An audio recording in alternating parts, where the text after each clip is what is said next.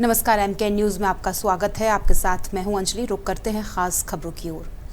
हरियाणा के मुख्यमंत्री नायब सिंह सैनी ने गुरुग्राम के सेक्टर 29 स्थित महाराणा प्रताप स्वर्ण जयंती पार्क में अंतर्राष्ट्रीय योग दिवस 2026 के उपलक्ष्य में आयोजित राज्यव्यापी योग अभ्यास अभियान का शुभारंभ किया।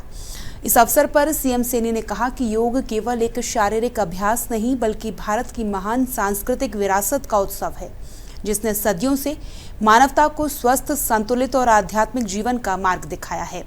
सीएम सैनी ने अपने संबोधन में कहा कि योग किसी धर्म, जाति या संप्रदाय से जुड़ा विषय नहीं है, बल्कि यह मानवता की एक वैज्ञानिक और आध्यात्मिक धरोहर है। उन्होंने कहा कि प्रधानमंत्री नरेंद्र मोदी के प्रयासों से योग को वैश्विक पहचान मिली और आज पूरी दुनिया इसे अपना रही है।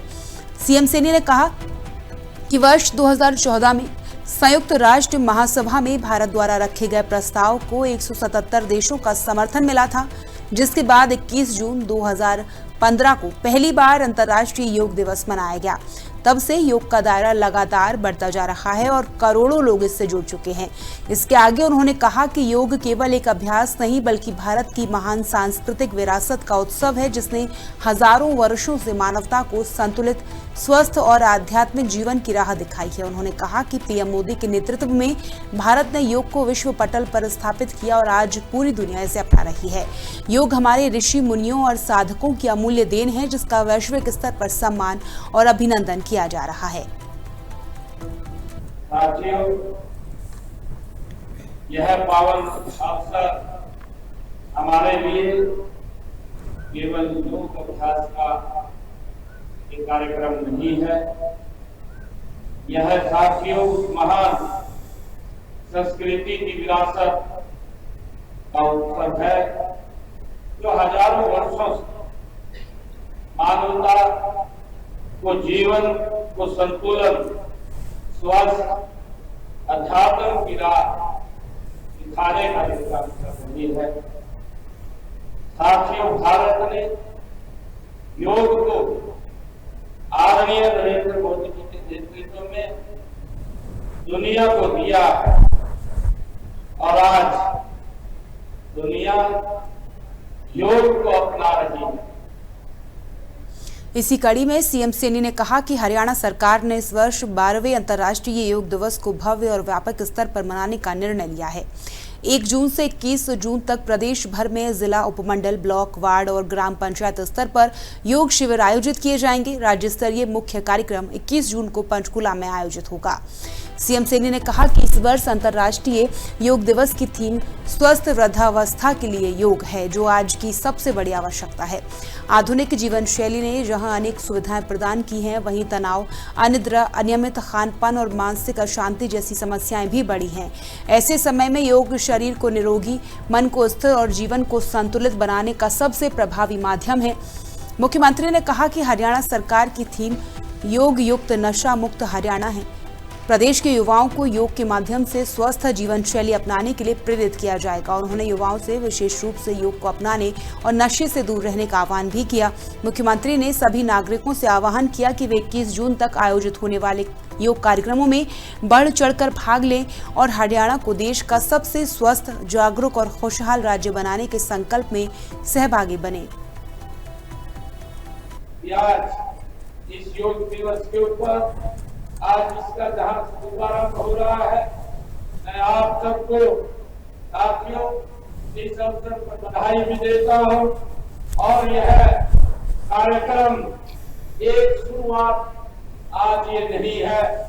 आने वाले साथियों 21 जून तक हरियाणा के कोने कोने, हर शहर, हर वार्ड, हर गांव, साथियों हर ब्लॉक में इसी प्रकार के योग शिविर आयोजित किए जाएं और इसके साथ हर व्यक्ति हरियाणा का जुड़े, स्वस्थ और साथियों तंदुरुस्त रहे। हरियाणा के मुख्यमंत्री नायब सिंह सैनी सोमवार को गुरुग्राम के दौरे पर पहुंचे, जहां उन्होंने लेजर वैली पार्क में आयोजित कार्यक्रम में हरियाणा पुलिस के लिए 312 इमरजेंसी रिस्पांस व्हीकल्स को हरी झंडी दिखाकर रवाना किया। बता दें कि इनमें 310 मोटरसाइकिलें और 2 होंडा एलिवेट गाड़ियां शामिल हैं, जिन्हें होंडा इंडिया फाउंडेशन ने CSR के तहत लगभग 5 करोड़ रुपए की लागत से उपलब्ध कराया है। इस अवसर पर सीएम सैनी ने कहा कि इन ERV वाहनों से पुलिस की त्वरित प्रतिक्रिया क्षमता और मजबूत होगी और आपात परिस्थितियों में लोगों तक शीघ्र सहायता पहुंचाई जा सकेगी। उन्होंने कहा कि राज्य सरकार लगातार पुलिस व्यवस्था को आधुनिक और तकनीकी रूप से सक्षम बनाने की दिशा में कार्य कर रही है। सीएम सैनी ने कहा कि बेहतर संसाधनों से लैस पुलिस व्यवस्था जनता में सुरक्षा का विश्वास और मजबूत करती है। उन्होंने ये भी कहा कि नई ERV के माध्यम से पुलिस की पहुंच और प्रतिक्रिया समय दोनों में सुधार आएगा। उन्होंने कहा कि हरियाणा सरकार का उद्देश्य एक आधुनिक, तेज और प्रभावी पुलिस व्यवस्था विकसित करना है, जिससे नागरिकों को बेहतर सुरक्षा उपलब्ध करवाई जा सके। आज मैंने ERV वाहनों को हरी झंडी दिखा करके आज रवाना किया है। ये 312 इमरजेंसी रिस्पांस व्हीकल्स आज प्रदेश के लोगों को उनकी सुरक्षा के लिए हमारे पुलिसकर्मी तैनात होंगे। इन 312 वाहनों को हरी झंडी दिखा करके ये रवाना किया है।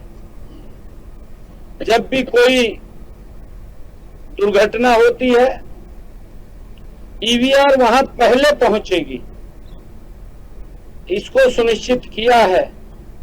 जब भी कोई महिला संकट में होगी, EVR पहले पहुंचेगी। जब किसी नागरिक को तत्काल सहायता की आवश्यकता होगी, तो EVR सबसे पहले पहुंचेगी। हमने इसको 112 से जोड़ा है। उसका टाइम भी जो हमारी 112 की वो हर गाड़ी है वो तुरंत पहुंचती है। कई स्थान ऐसे हैं वो गाड़ी वहां नहीं पहुंच पाती थी, तो अब वहां पर ये EVR समयबद्ध तरीके पर उनके पास पहुंचेगी।